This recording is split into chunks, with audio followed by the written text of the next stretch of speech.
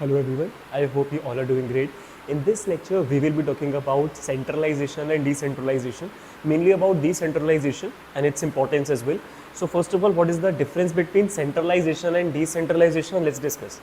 Let's suppose that in an organization, there is a department, sales department, and the responsibility of signing the deals above, let's say 10 lakh, is the responsibility of the sales manager, and below 10 lakh, if there is a deal, then assistant sales manager will go to finalize it. So the decision to finalize the deal and the amount of discount to be given and everything else above 10 lakh deal is to be decided by the sales manager, the main manager. So that decision is centralized.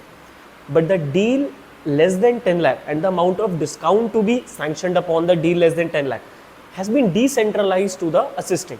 तो जो decisions आपके superior से आपको पूछ के लेने पड़ते हैं वो डिसीजन सेंट्रलाइज्ड है, और जो फैसले वो ले सकते हैं वो तो सेंट्रलाइज्ड है, और जो डिसीजन उन्होंने आपको लेने के लिए अथॉरिटी दे रखी है उसको हम बोलते हैं डिसेंट्रलाइज्ड. फाइन. अब लेट्स सपोज कि the marketing manager would like to spend above 1 lakh rupees in this month, and he has the authority to spend up to 1 lakh per month on digital marketing, on let's suppose traditional marketing, newspaper advertisement, but this month he wants to spend more than 1 lakh. In that case, he would have to take permission from the finance manager because this decision has been centralized.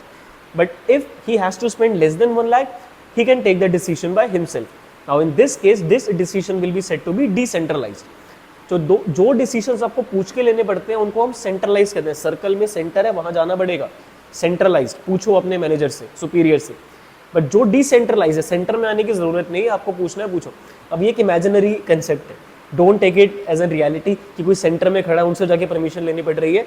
This is just an imaginary concept which says decision making authority जो आप अपने subordinates के साथ share करते हो उसको हम decentralisation का नाम देते हैं, और जो डिसीजन मेकिंग अथॉरिटी आप अपने पास रिटेन करके रखते हो इस प्रोसेस को हम सेंट्रलाइज कहते हैं, सेंट्रलाइजेशन. अब जैसे जैसे ऑर्गेनाइजेशन का स्केल बढ़ता चला जाता है, जैसे जैसे नए लोग ऐड होते जाते हैं, in this situation decentralisation has to increase because not every decision can be taken by the owners of the company. But if the organization is newly set up, it's a startup, in that case the most of the decision, or I'll say all the decisions are to be centralized.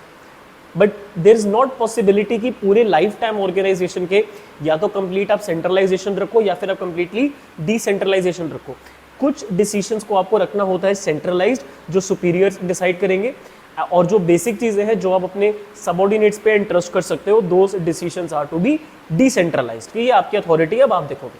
तो जब multiple levels पे आप काम आगे shift कर देते हो, delegate कर देते हो, दैट इज डिसेंट्रलाइजेशन. बट जब मैनेजर अपने सबऑर्डिनेट को एक पर्टिकुलर टास्क डेलीगेट करता है उसको हम डेलीगेशन का नाम देते हैं.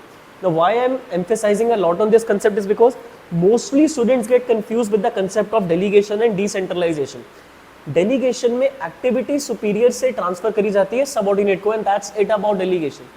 बट जब यही काम मल्टीपल लेवल पर होता है कि सीईओ ने बोला मैं डील्स नहीं करूंगा, सेल्स मैनेजर तुम करना, सेल्स मैनेजर ने बोला कि इतने अमाउंट तक मैं करूंगा, बाकी अमाउंट का तुम करना, असिस्टेंट सेल्स मैनेजर ने ऑपरेशंस मैनेजर को बोला कि कोई क्लाइंट आके बैठे और अगर वो लेट्स सपोज डील हो रही है 10-20 हज़ार की तो वो आप ही कर सकते हो. तो ये जो मल्टीपल लेवल पर डाउनवर्ड डेलीगेशन हो रहा है, this criteria is set to be decentralisation, कि हमने थोड़ी थोड़ी अथॉरिटी शेयर करती है कि इतना डिसीजन आप ले लो, इतना डिसीजन तक आप ले लो, इसके अबव अगर अमाउंट होगा तो अपने सुपीरियर से परमिशन लेनी पड़ेगी. So those decisions will be centralised. I hope you are able to get what I am trying to से.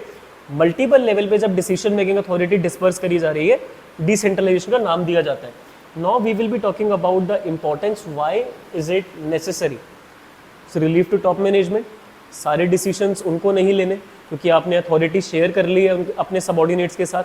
काफ़ी डिसीजंस वो भी ले सकते हैं, पहले जो डिसीजंस आपको लेने पड़ रहे थे अब वो ले लेंगे, तो आप ऑर्गेनाइजेशन के ग्रोथ एक्सपेंशन पे फोकस कर सकते हो. And then managerial talent for future. अब भाई जब असिस्टेंट्स जाके क्लाइंट्स के साथ डील साइन करेंगे, उनके साथ कम्युनिकेट करेंगे तो उनकी स्किल्स एनहांस होंगी, उनकी ट्रेनिंग हो रही है.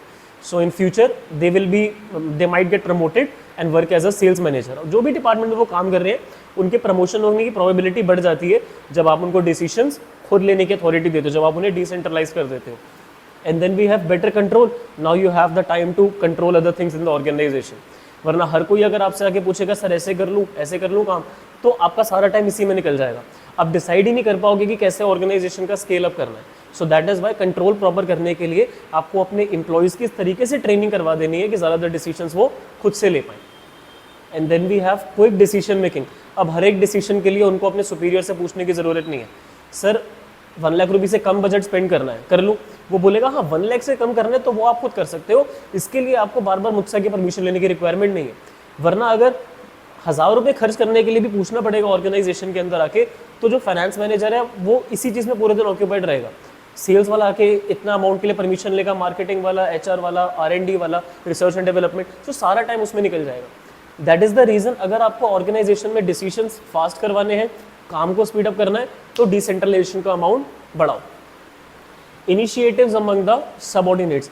अब इससे क्या होगा ना, जो एम्प्लॉई हैं उनको खुद भी ये फील होगा कि जब हमें इंटरेस्ट करा गया है, काम हमें प्रोवाइड करा गया, हम डिसीजन खुद ले सकते हैं। So we have to live up to the expectations and they will be taking initiatives in like signing more deals. And वो ज़्यादा इनिशिएटिव लेके कुछ ऐसे ऑफर्स निकाल के अपने क्लाइंट्स को मतलब कंफर्म करवाएंगे डील, जिससे वो definitely most of the deals crack कर पाएँ।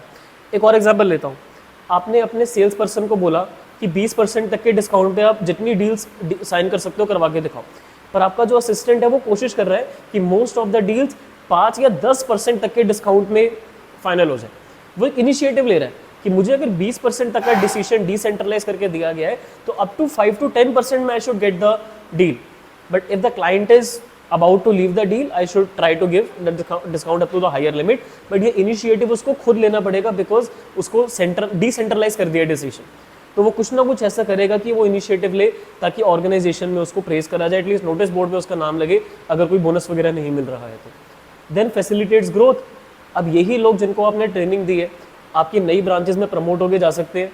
Is it right? आप कोई नया प्रोडक्ट लॉन्च कर रहे हो, वहाँ पर ये लोग अपर लेवल पोजीशंस पे हायर हो सकते हैं। जो ये फ़ायदा डेलीगेशन के थ्रू हो रहा था, सेम बेनिफिट आपको डिसेंट्रलाइजेशन से होगा अगर आप एम्प्लॉई को डिसीजन की परमिशन दे दोगे जो वो खुद से ले सकता है। So ultimately these are the benefits of decentralisation that we get. So there is a short form to remember it. So the short form is TTC DIG। याद करते हैं 1 by 1। तो बेटा सबसे पहले T से आपका आ जाता है टॉप मैनेजमेंट के लिए रिलीफ है, फिर ट्रेनिंग हो रही है फ्यूचर मैनेजर्स के लिए, देन बेटर कंट्रोल क्योंकि मैनेजर का फोकस रहेगा मेन एरियाज पे, बाकी डिसीजंस उसने डिसेंट्रलाइज कर दिए हैं। Then quick decision making D से था। इनिशिएटिव की एम्प्लॉय के अंदर एक इग्निशन होगी कि जब मुझे इंटरेस्ट करा गया है काम करने से, मुझे डिसीजन लेने की परमिशन है, तो मैं ऐसे डिसीजंस लूँ जो ऑर्गेनाइजेशन के फेवर में जाए। And then facilitates growth. जो लोगों को आप डिसीजंस लेने की परमिशन दे रहे हो तो वो इस तरीके के डिसीजंस लेंगे जो ऑर्गेनाइजेशन को सक्सेसफुल बनाए, कंपनी का स्केल अप कर पाए। एंड देन जब कंपनी का स्केल अप होगा तो यही लोग आपकी हायर पोजीशंस को ऑक्यूपाई कर सकते हैं because they have been trained well, they were allowed to take decisions whenever the time came. So I believe decentralization is clear to all of you along with the concept of centralization. So mainly आपके syllabus में decentralization और उसकी importance ही है, और confuse मत होना delegation में।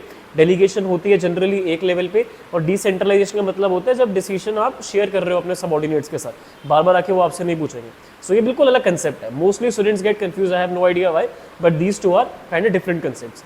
Still, if any student is having any doubt difficulty, feel free to ask to me in the comment section or on my Insta handle. Thank you for listening to me so patiently. Have a nice day.